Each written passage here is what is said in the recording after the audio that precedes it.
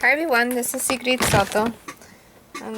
Pressed record before I was even ready, but that's just me.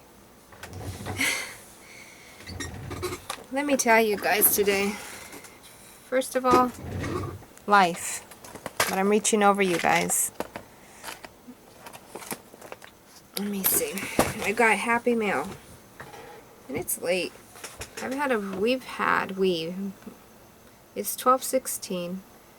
It's Saturday, September 6th. But I'm coming to you guys as if it were Friday, because I kind of just settled down, and I'll explain to you guys what I mean about just settling down. I'm thankful for life. I'm thankful for my family. I love my 2 baby girls. I love my son. I love my husband, and I love myself, and I love my dogs. And you guys will understand what I'm getting to once I tell you guys the story. So today,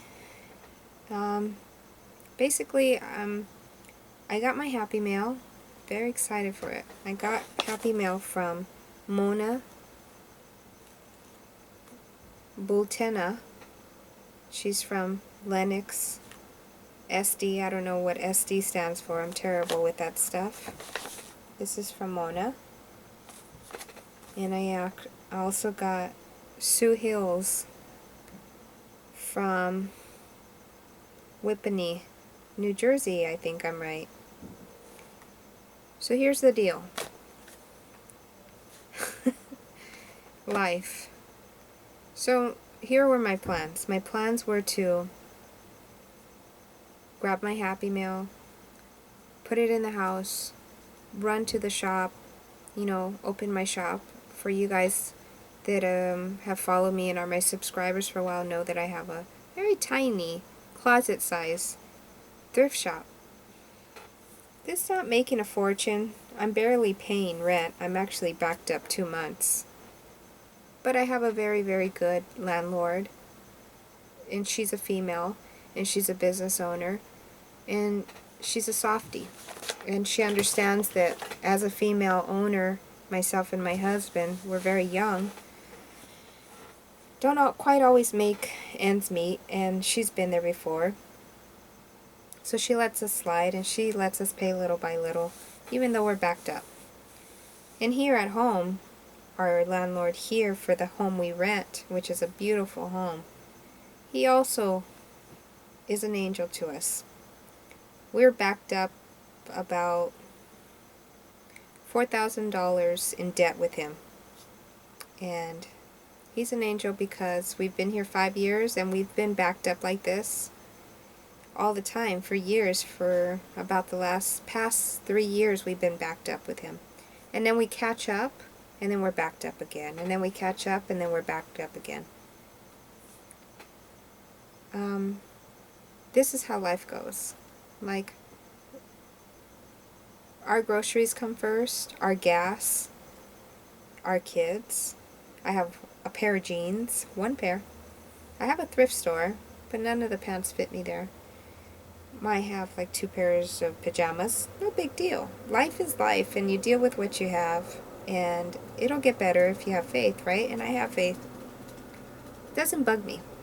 Okay? As long as my kids are fed, food in the fridge, I've said this before, we're good, and we love each other, and we get along, and we talk about everything.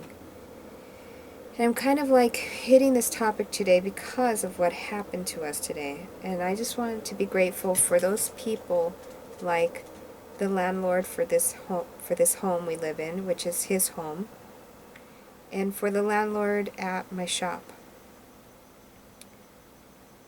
I just want to say thank you to them. I don't know if they watch my videos. I'm pretty sure they don't. They're older, way older actually. But anyways, beside the point. Today I'm just thankful.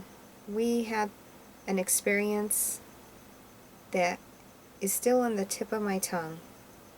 The experience that we had today I'm going to share with you, because I did share some on Facebook, but it's just such a long story that I couldn't express myself typing. It's just not the same. This is what happened today. So, hi everybody. I should have said hi. Thanks for watching. It's gonna be a vlog. I might get to the Happy Mail, but I might not. I might leave it for later. I'm not sure. I'm kind of like a little... I'm grounded. I'm actually grounded right now. But, let me just explain. So, woke up, did what I have to do at home. Hang on, we might get interrupted right now. I'm looking at the door, which is over there. No. Okay. Woke up, did my chores, Cinderella chores, right? I'm thankful I have my health to be able to do chores. But this is what happened. So I go and I open the shop, deal with clients, help people out.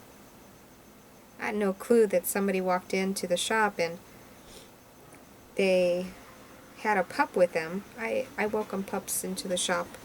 It's no big deal to me. Hang on a second.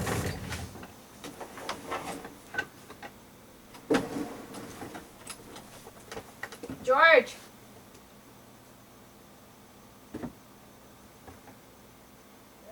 I'm recording, okay?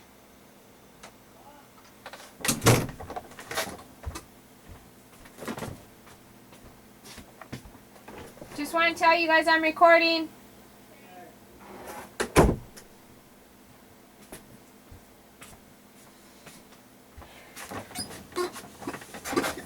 Where was I? Okay, so like, I have a mannequin in the front of my shop, and on the mannequin right now I have a beautiful handmade dress. It's hand beaded.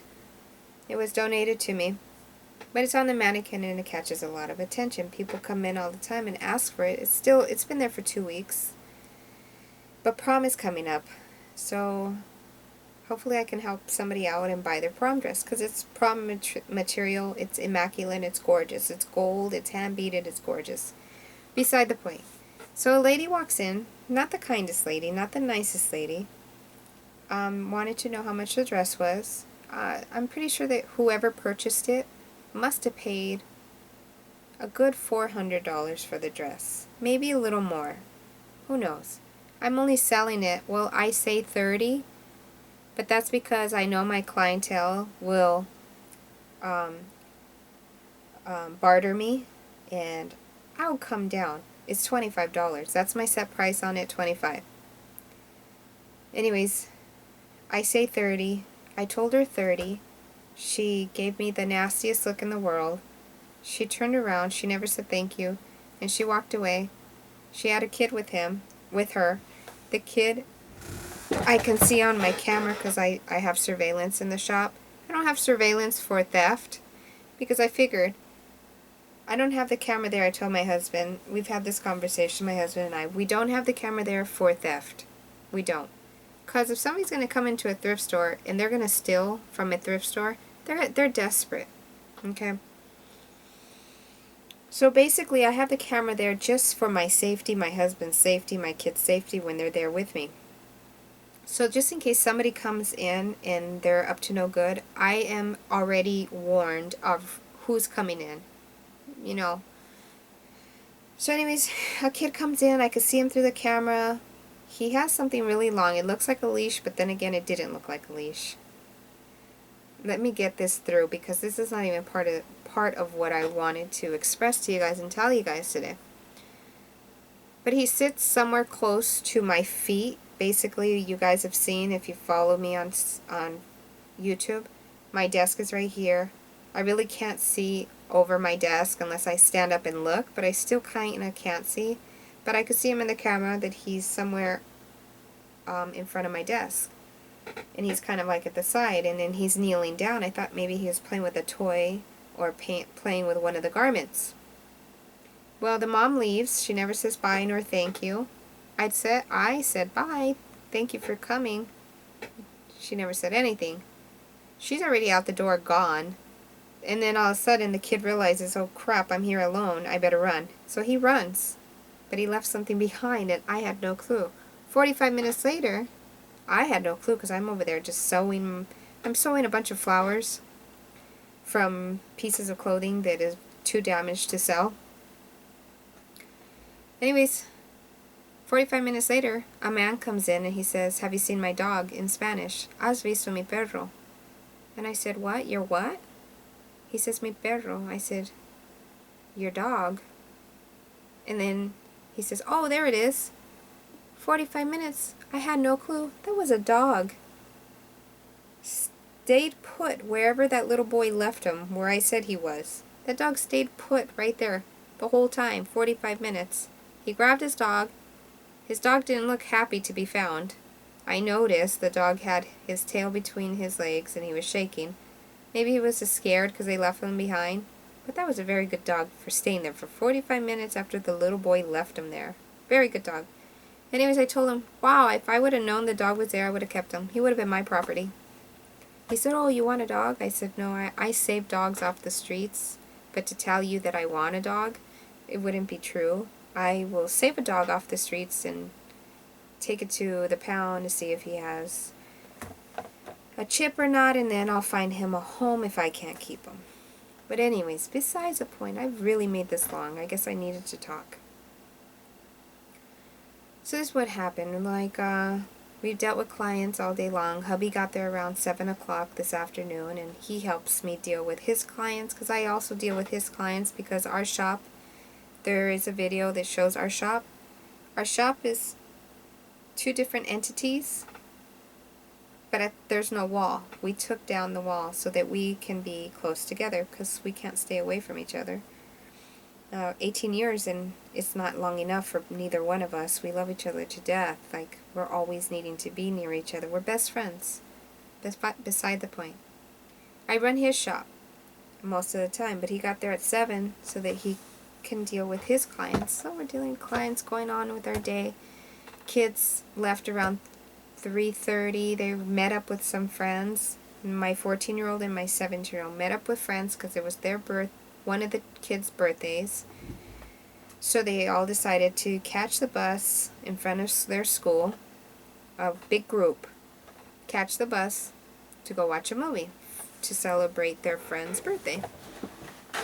Now my two daughters get along very well, so they both went together.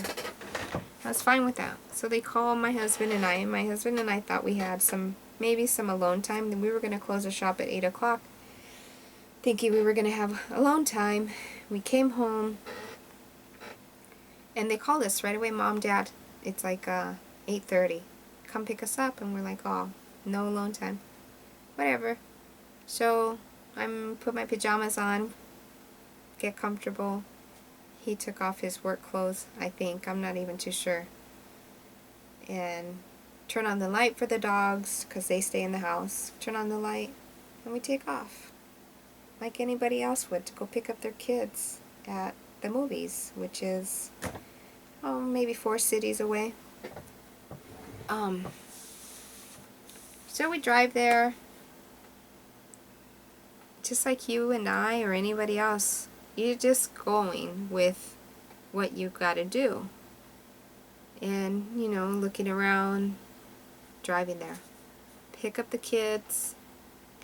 Now I don't know if you guys know, but we have a small car, like a very small car.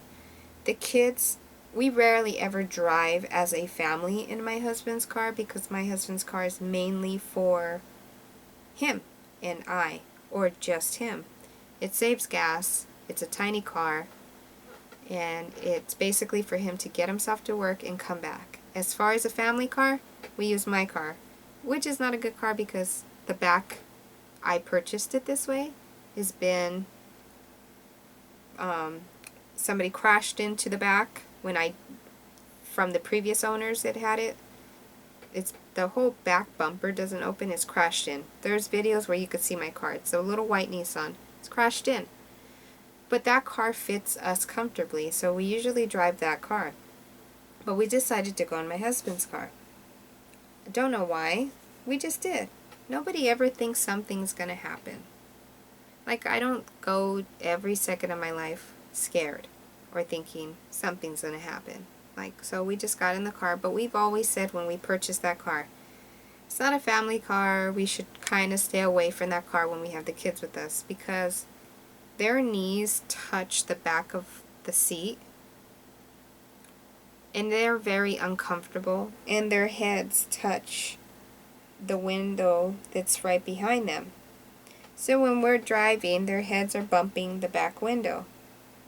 It's not comfortable. It's not child safe at all. But we happen to go in that car. So we pick them up and we're driving home.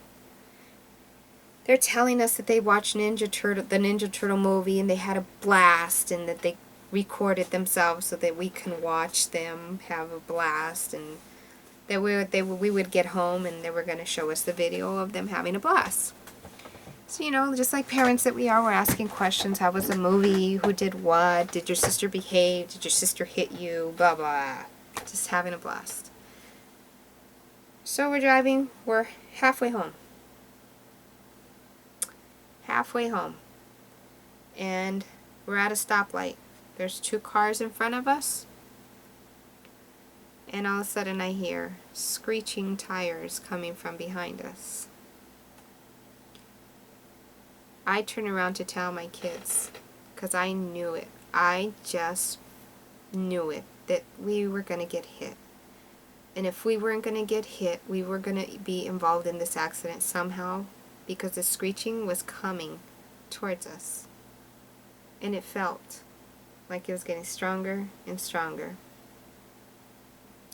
So I turn around, and I'm ready to tell my girls, hold on. We're gonna get hit. As soon as I open my mouth, we got hit. We got hit from behind us. My first reaction, because when I was opening my mouth and we were hit, the one daughter that I can see from my eyes, I'm looking right at her, grabbed her head. And she started crying. And I was wordless. My emotions flew. Life flew. I jumped out my car. Now where we were at a stop sign. There's a turning lane next to us. There's our lane, and there's another lane next to us. I didn't give a shit. I opened that door. I jumped out of my car. I made that damn chair go forward as quick as possible so that I could reach my girls. And I'm reaching my girls, and they're both holding their heads. And I'm trying to cross them to safety to the sidewalk. And this idiot female is honking at me. She's seen the whole accident. She's telling me to get out of her way. I told her, you know what? Can't you see what's happening? I'm trying to get my girls across to safety because we are not safe where we were. She rolls down her window. She's like, move. Whatever. Beyond that, whatever. I get one of my daughters, the one that I thought, the 17-year-old, I swore she was going to be injured. The first thing in my head is, their legs. Oh my God, their legs. The hit was so hard. The sound was immense. I swore their legs were hurt.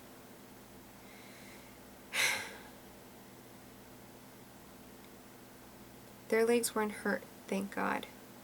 So I get them across. I get one across. I stop the rest of the traffic with my hands. I feel like Bionic Woman. I feel like Bionic Woman. It's ridiculous, but I did. And I stop the cars, and I'm telling them, stop, stop, stop. And I get one across. And I'm crossing them to a Rally's, which is a hamburger shop. I get one across. I tell her, stay right there. I grab the next one, and I'm looking at her up and down. I'm making sure there's no blood. There's nothing. She's fine physically. I can see that she's fine. I grab her, And she's the one that wasn't crying. She's the 14-year-old. She wasn't crying. She was fine. I get her across. I'm trying to get myself across after I look at my husband and I tell him, "Are you okay?" He says he's fine. My 2 girls are now at the burger shop waiting right there for me. They're shaken up. We're all shaken up. It's happening. The idiot that hit us tells my husband, "Is your car okay?" My husband says, "F my car. My girls." And he says, and my husband's like, "Pull over.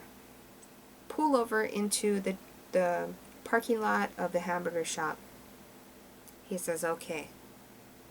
So the guy's still in his car. He never even got out. It's a young guy, Hispanic. I crossed the street. That idiot that almost hit, or that did hit the back of our car, almost ran me over. He was doing a hit and run. He took off. And in his hit and run, in his trying to get away, he almost ran me over. I backed up. He took off. My husband jumped in his car and took off after him.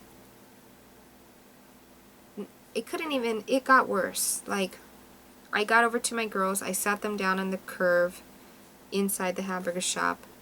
The one that I thought was hurt from the head wasn't hurt from the head. She's being a really tough cookie. The one that wasn't crying, the 14-year-old, my daughter, the 14-year-old, started having a panic attack. Her lips started turning white, going into the purple, started going numb. Her fingers are turning like an ash purple.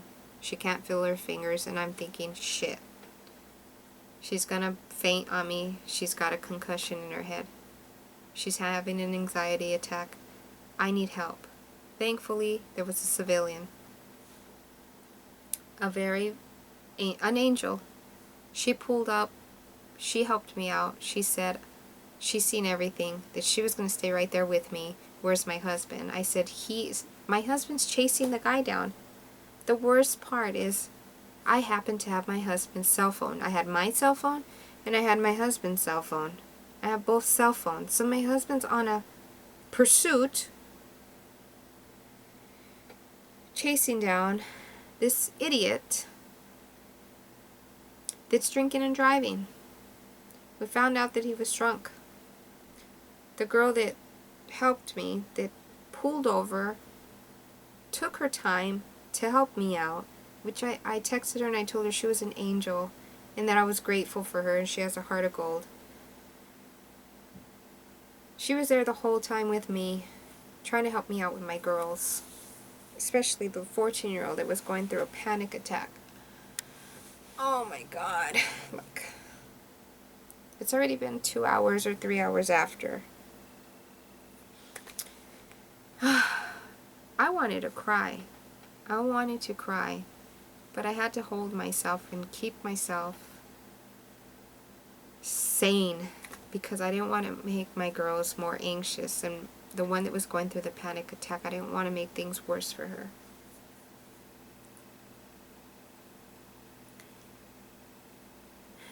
So, like, the girl that was with me, or the stranger, I just still don't even know her name. I put her name in my cell phone as an angel.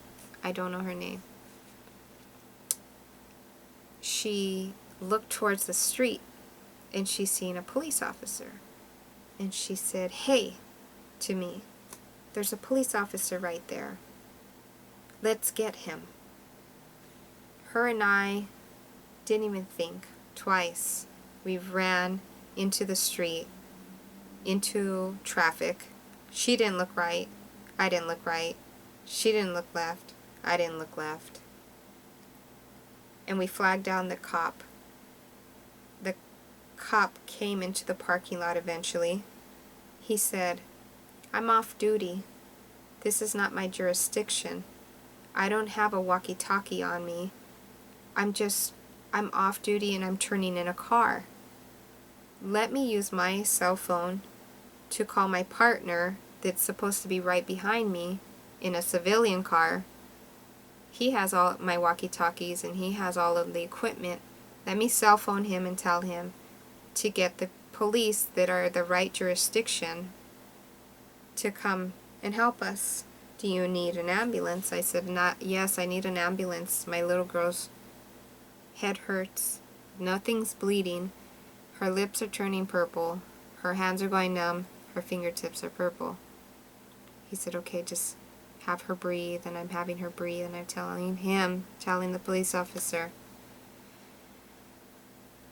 trying to get the story across to him that I have my husband's cell phone. My husband's not thinking straight, and he's chasing the person that hit us. And I tried to explain to him. Unfortunately, it looked like, and it seemed like, the police officer was only staying there because my daughter, he had a guilty conscience, kind of like I felt it. Like he was only there because of my kids. Otherwise, he would have said, sorry, this is not my jurisdiction, I'm out. But he must have kids, and he's seen my daughter going into a panic attack, or having a panic attack. And I'm trying to explain to him, how do I get a police officer here right now that is in the right jurisdiction to go find my husband, help out my husband. My husband is chasing this maniac, and I'm pretty sure my husband's going fast, because the idiot took off fast. He took off, he hit curves, whatever. My husband's chasing him. I'm stuck here in the parking lot with my kids, trying to calm one down. The other one's like, where's my daddy? Where's my daddy? Where's my daddy? And finally that police officer gets a hold of his partner, tells his partner, use the walkie-talkie to call the right police. Because, excuse me, here in LA, each cop goes to their jurisdiction. Like if I'm in Glendale, California, and I do something wrong, and the cop that's behind me, if there were a cop, if he's from LAPD, so Glendale and LAPD are two different entities, the LAPD could not do anything to me because I'm not in his jurisdiction. So each police department is in their own jurisdiction. It happened to be that the police officer that we called to help us was not in our jurisdiction at where the accident happened. Finally, he got a hold of his partner from LAPD. Remember, I got hit in Glendale. Glendale's different than LAPD. It felt like forever to me. Like, I needed the ambulance. It felt like they weren't getting there. The cop felt like he was not getting anywhere either. Finally, his partner pulled up, tells his partner what's going on. I swear to you, it felt like an hour. Probably wasn't, but it felt like an hour. Ambulance is not getting there. It felt like forever. I swear to you, it felt like forever. So, finally, the firefighters get there. And they start going towards my daughter and asking her questions. Thank God that the firefighter was so soothing and so calm, and he was telling my daughter, let me check you. Most likely, from the symptoms I see, you're just having a panic attack. Breathe. And they took off her top clothing except for her shirt, her smaller shirt. And they put patches all over her, and they're checking her, and they're telling me, he said to me, here's your choices. Most likely she's having a panic attack. She's fine. But we can take her to the doctors, but most likely you don't need it. He said, you have a choice. You guys can, after everything's done, can go home, and if she starts vomiting or headaches, take her to the ER yourselves. And I said, yeah, I thought she was just having a panic attack. So they helped her out, and she started calming down a little. So I chose not to have her go in the ambulance, plus that was her fear. She did not want to get in the ambulance. So we made that choice. But anyways, All of a sudden, the Mustang that hit us, all of a sudden, appears